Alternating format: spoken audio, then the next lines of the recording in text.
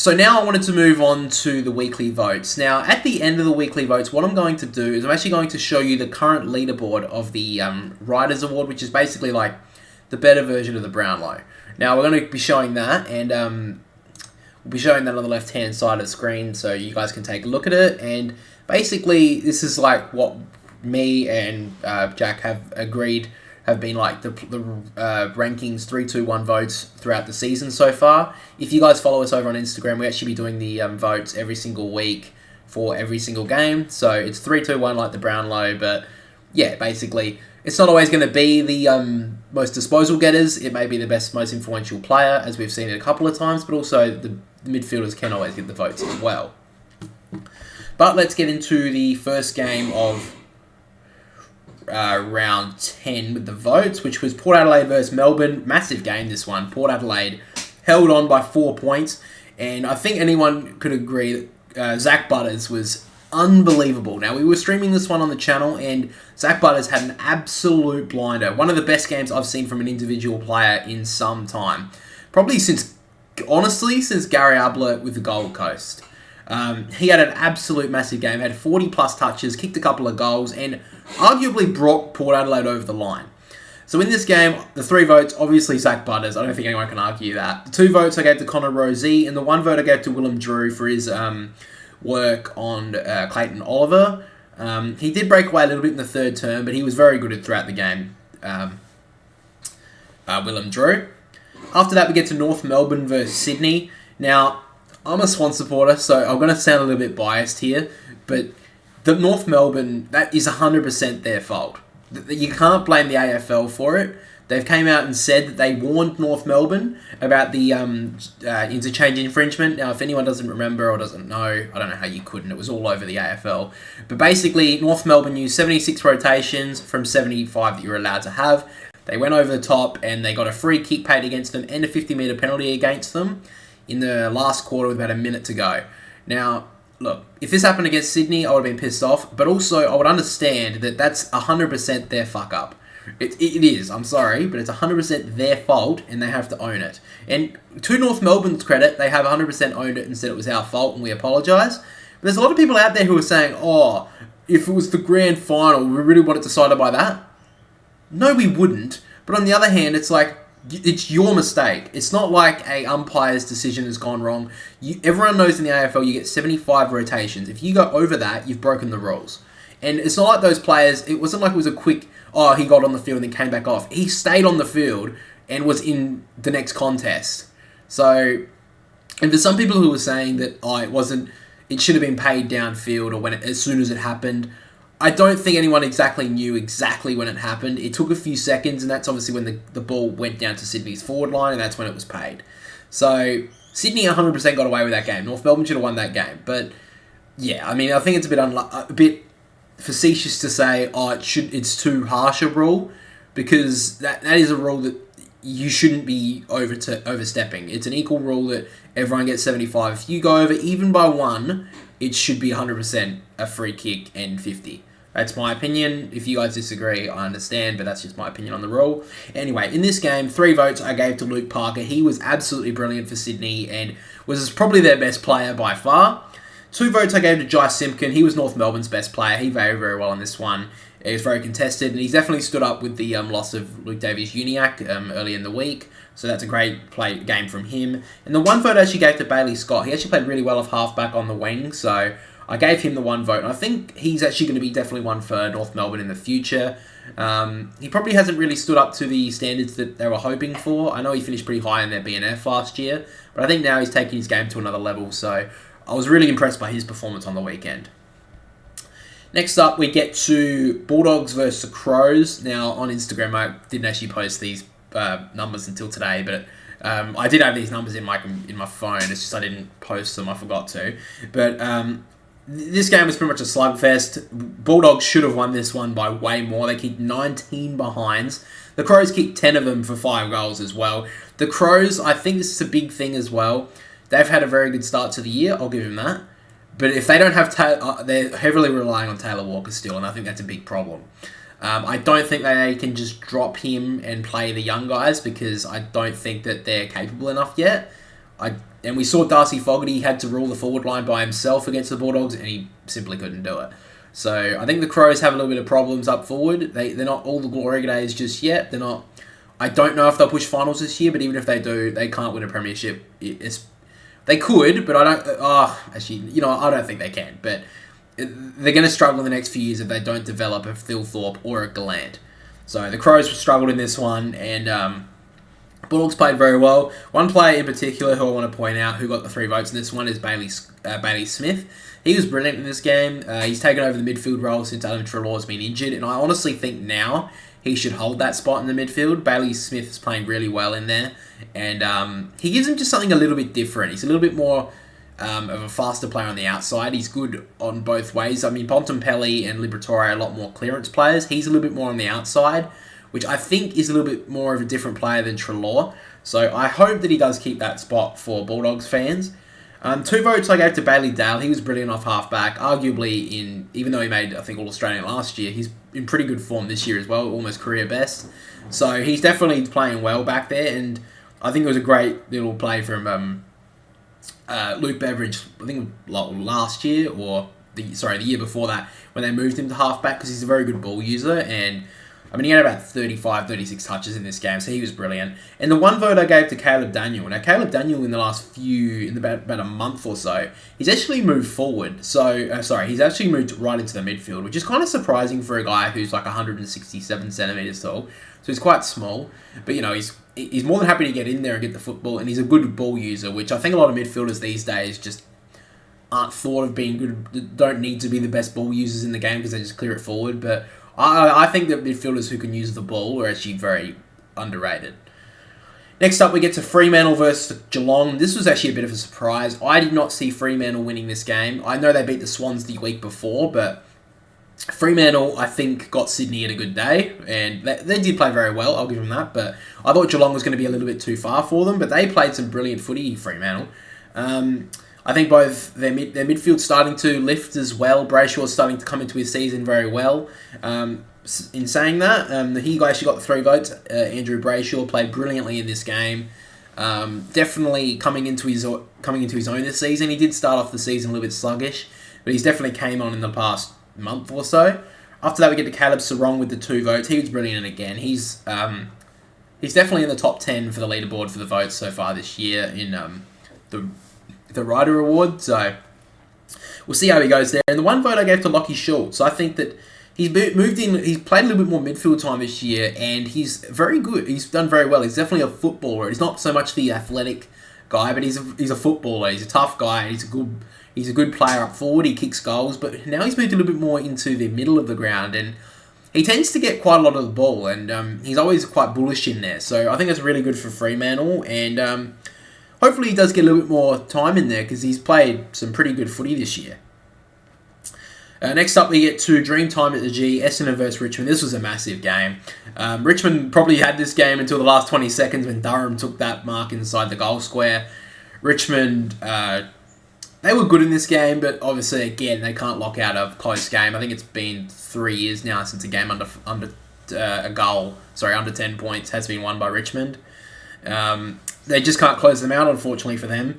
And Sam Durham had a brilliant last quarter, 8 touches, 2 goals. I mean, just a mid-season recruit, 2021, I think it was. He's doing brilliantly for Essendon, and he's definitely played some good footy this year. I know I saw him when he was in Gather Round down here against Melbourne, and he was brilliant, Sam Durham. But the 3 votes in this game has to go to Zach Merritt. He was brilliant, won the Dreamtime Award as well. Had a lot of touches. And the thing as well that was brought to his game this year, which I think is so underrated, is his defensive attributes.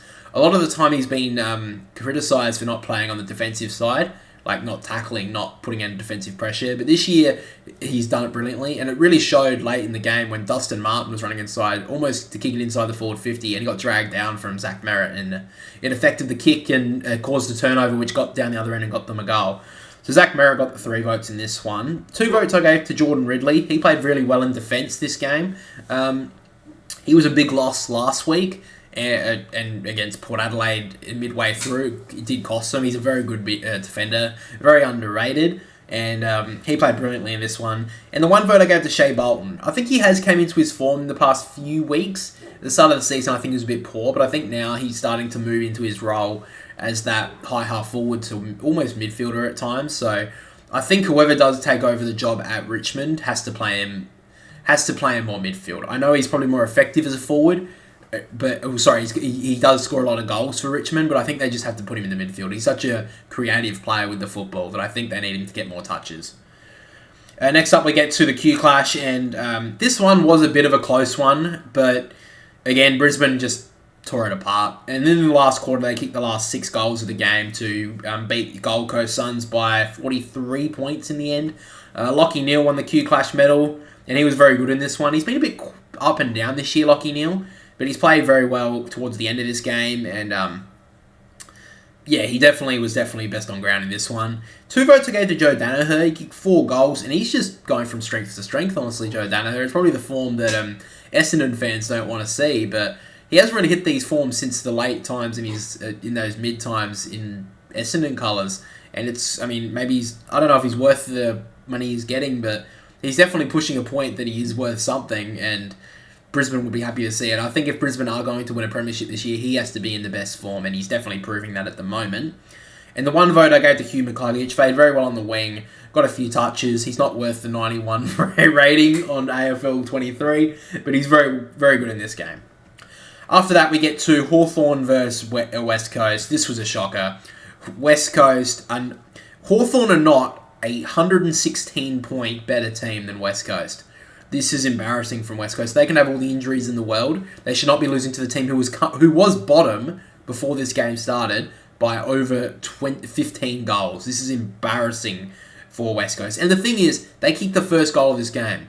So after the first goal of the game for West Coast, they kick 3 more for the rest of the match. That is atrocious footy, and they have to start looking at getting rid of their old guys and looking for draft picks or some players who are young outside who want to come to WA, because at the moment they're playing some woeful football, and Adam Simpson, his days, and if this was in 5 weeks' time, that game would have been his final game. I don't think they want to sack him just yet because it's pretty mid. It's still round 10, well, round 11, obviously, but round 10 when it happened. I don't think they want to go through the rest of the season with an assistant coach. So I think they're going to hold off for at least another month or 2. But if this was another month, if this was 8 weeks down the track, he would have lost his job. That was pathetic performance, and it's just an embarrassment. As this is the biggest club in WA, one of the bigger clubs in the AFL, who are getting demolished by a team who's arguably fielding a VFL team half the time. So, woeful performance by West Coast. Well done for Hawthorn. I mean, they took what was out there and they pummeled them to the ground, and a lot of teams haven't been doing that this season. A lot of teams have left out, arguably 30, 40 points on the field when they've played West Coast, but they did the job and they took it out of them. In this game, Mitch Lewis had a brilliant game. He had 6 goals. He was brilliant in this one. He got the 3 votes. Connor Nash has actually surprised me moving into the midfield from Sam Mitchell this year. He got the 2 votes, and the 1 vote I gave to James Sicily. He's done very well in defence and has been very good for Hawthorn this year. He has been very good for Hawthorn for the majority of his career, especially since he's moved back, and that's why they did pick him as captain. He's brilliant. He's a brilliant halfback, intercept defender. Next up, we get to the big game down at the MCG, which was Carlton versus Collingwood. Carlton, again, faltered at a crucial stage. They needed to play some hard football, and they simply couldn't bring it. They did have more scoring shots than Collingwood, and, if it wasn't for the fact that they kept on kicking points, they kicked 7 goals, 15, and Collingwood kicked 13 goals, 7. You kick 15 points, you're not going to win many games if you're kicking only 7 goals. That's just a simple fact of it. Collingwood were more effective with the football. They were better on the day, but this is why I think, and we'll get into the tips a little bit later, that Carlton will probably win this week against the Swans. But they do show that they could get it in there. They just now need to kick straight. But anyway, best player on the ground, I think, by most people was Darcy Moore. Brilliant player, brilliant game from Darcy Moore. Intercept marking was coming off of Charlie Curnow and intercepting the marks, helping his teammates. He's been brilliant this year. I think that he's been one of the best players in defence and probably has locked down an All-Australian spot in the back 6. I think that's pretty much a lock unless he gets injured. 2 votes I gave to Scotty Pendlebury. He's played really well this year. Age doesn't seem to worry this guy. He was brilliant in this game, especially in the first 3 quarters. When the game was there to be won, he was just so calm with the football as always, like he always is. But it's just how great to see a guy who, was a brilliant midfielder for the majority of his career, being able to go to half-back because he's such a good ball user, just rack up touches and help his team. And the one vote I gave to Josh Dacos. He had a very good last quarter and very good game as well, but the last quarter stood out as well. I think that I've said this a few times on the stream, he's just been a little bit overshadowed by his brother. I think Josh Dacos has arguably definitely hasn't had as good a year as his brother, but he's definitely been up there as one of their... I wouldn't be surprised if he's a top 5 in the BNF this year. He's played brilliantly, Josh Dacos. And, if he was playing for any other team right now, I think he'd be talked about a lot more. But finally, we get to the Giants versus St Kilda. This one was actually quite a close one. I watched the majority of the second half, and St Kilda just couldn't break away from the Giants. The Giants stayed with them. They did lose Harry Himmelberg and Nick Haynes in this game to injury. So if you lose your best defenders, I think Himmelberg's playing defence now. You're losing your best overhead marks in defence. You're going to struggle, but they seem to stay with the Saints for the majority of the day. St Kilda just pulled away in the end, and Jack has given the votes for this one because he watched the full game. He gave Jack Sinclair the 3 votes. He was brilliant as well. He played... Looks like now he's going to move into more of the midfield role, which I think is a good idea for him because he's just I think he is built as a midfielder. He did play off half-back, obviously, last year and got an All-Australian spot, but I do think that his midfield, that's his spot. 2 votes he gave to Brent Daniels. He was actually very good in this game. I saw a couple of moments that he had, and he kicked that goal in the 3rd quarter when he ran through 50 and Toby Green just gave off the handball, caused a turnover, got the handball, and gave it to Brent Daniels who kicked the goal. He's very good in this one. And the 1 vote we gave to the returning Max King. He kicked 4 goals, I believe. And he was, very good. Bit surprising that he came back so well from a big layoff, but we'll see how he goes next week. Sometimes players, when they return from a big injury, they come back and play really well the first week, but then they just have a down week the week after. So we'll see how Max King goes there. But now we'll actually get into the votes so far for the year. So this is from round 10 to 1, obviously, and this is the current leaderboard. So at the moment, we have leading the whole AFL is Christian Petrarca with the 16 votes. After that, we have Zach Butters with 15. He's been brilliant over the past, I think, 6 weeks. In round 6, I did a leaderboard just to check. He was nowhere near the top. He wasn't even in the top 10, Zach Butters, and he's just shot up. He's done brilliantly. 3rd is Jordan Dawson. I was going to say Zach Dawson for a minute, but Jordan Dawson. He's been brilliant for the Crows. He was actually pretty quiet against the Bulldogs, so he didn't get a vote. But before that game, he's been in some brilliant form in the midfield. And I didn't really see Jordan Dawson becoming a midfielder because at the Swans, and not really when he was the Crows, because he's such a good ball user off half-back that, he's such a weapon coming off of there. But because he's such a big body, he's played some really good football in the midfield this year. After that, we get to Caleb Sarong. He's been very good for Fremantle. I think now that Brayshaw's coming onto some form, though, he may take some votes off of Caleb Sarong, which for him, I don't think he'll really care. But yeah, at the moment, he's sitting in 4th spot.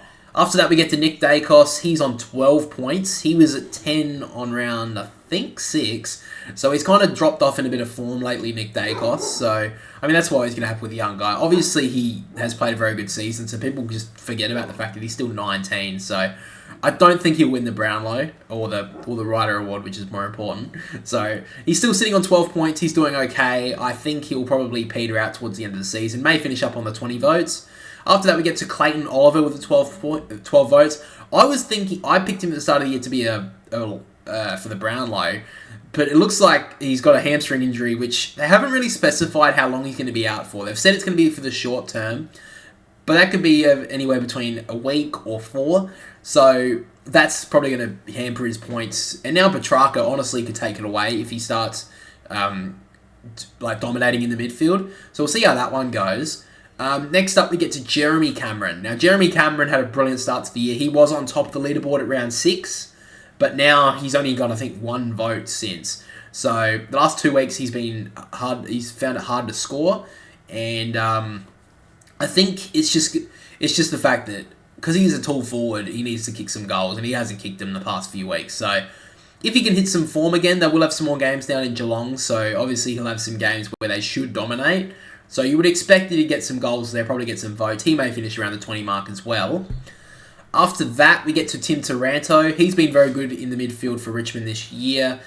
He's got 11 votes. I know some people will question his ball use, and that's understandable. You need to use the ball well in this game. But because he is such a clearance player, if you think of a player like Paddy Dangerfield, he's never really been a good ball user, Paddy Dangerfield, but he always used to get the ball forward for Geelong or the Crows. So I think that's what he's going to be for Richmond, and I still think he's had a very good year, probably career best for him. Then we get to Noah Anderson for the Gold Coast. I think if he was at any other club right now in Victoria, or any other club in general, I think they'd be talking about him a lot more. Since the Tuke Miller went down with injury, he has lifted to a whole new level. And so has Matt Rao, but but Noah Anderson has just stood up. And he's one of my favourite players to watch. He's such a good two-way runner. He's definitely learned from his captain in Tuke to run both ways and play that midfield role. And I would love to see the Gold Coast, challenge for finals and make finals, because they do have some really cool players to watch, and they do need to be showcased more, but they just don't get showcased because they're playing for the Suns. And finally, taking out the top 10 spot is Lachie Neale with the 10 votes. Now, like I said, he started off the season quite slow, but he has came on, and you know how Lachie Neale can gain votes really quickly. We obviously won a Brownlow a couple of years ago, so Lachie Neale is definitely up there to take out the votes late. He's only 6th off top, and I mean, a couple of really good games in a row could really skyrocket him up the leaderboard. But at this stage, he's taken out 10th spot, and I won't be doing a leaderboard every single week, because I want to do, at the end of the year, I want to do a count, like a vote count, like obviously the Brownlow, but less boring. Yeah, we'll be doing that like as a live stream. I think that'd be really cool. But yeah, maybe in the last couple of weeks, maybe even in the last 4 weeks, 4 rounds, I won't show the votes, and I'll just keep them to myself, so then the vote tally will actually be like really, really interesting, so no one knows. But yeah, if you guys want to follow the vote count, then just follow us over on Instagram, which is linked in the description.